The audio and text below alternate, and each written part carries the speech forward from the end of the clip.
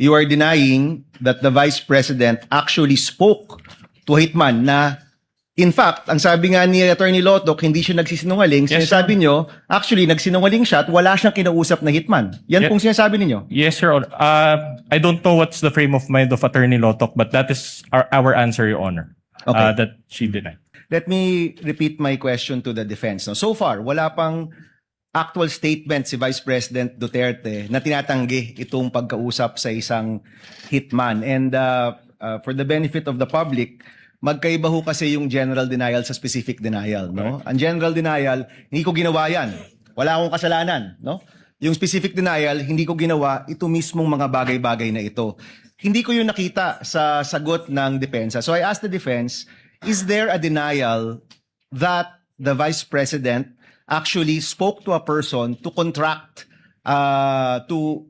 spoke to a person to kill, you know, the individuals that we're talking about, Attorney Vinluan? Sabi nyo meron. Your Honor, Could you point us to where it is in your answer? Your Honor, I just want to clarify because specific denial is a legal term.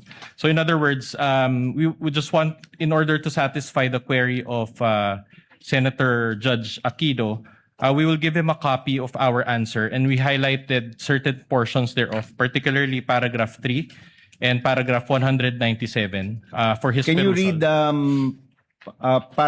both paragraphs, please? Because I've also read your, I mean, kami dito, binabasa naman namin yung mga sagot ninyo at siniseryoso namin yan, no? So can you read the two, please? It reads, the rest of the allegations in the articles, including the supposed evidence attached therein, are specifically denied for being false, misleading, impertinent, mere conclusions of fact and law, and subject to the affirmative allegations and special and affirmative defenses below. And then we That's Article enumerated. 3.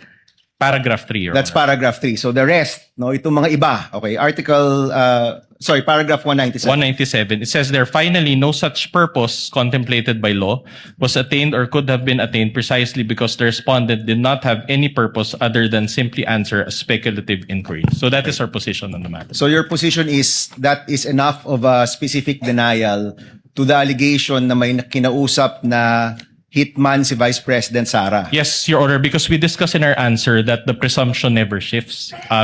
It is in light of our discussion that it is the burden of the prosecution to prove their claim, considering that according to our laws, he who alleges must prove.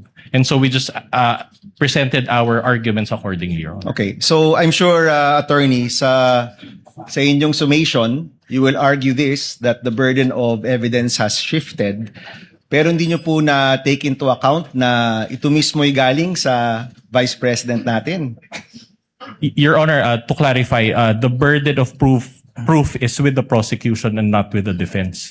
In fact, Your Honor, according to our laws, even if we do not present evidence, if they do not overcome that threshold, Your Honor, then we believe that our client is entitled to. So ang sagot po nyo, and this is my final question, presiding officer, ang sagot po nyo, kailangan i-prove ng prosecution na merong hitman.